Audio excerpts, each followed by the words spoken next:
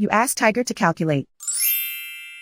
This deals with linear inequalities with one unknown.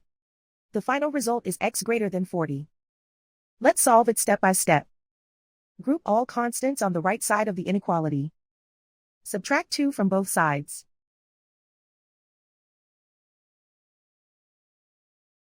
Simplify the arithmetic.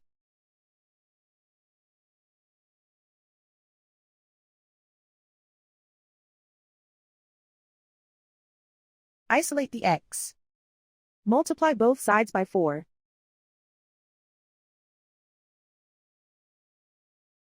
Group like terms.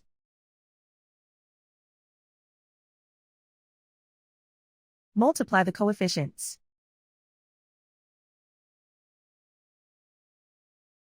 Simplify the fraction.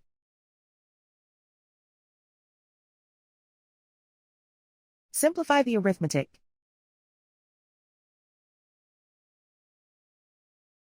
Plot the solution on a coordinate grid.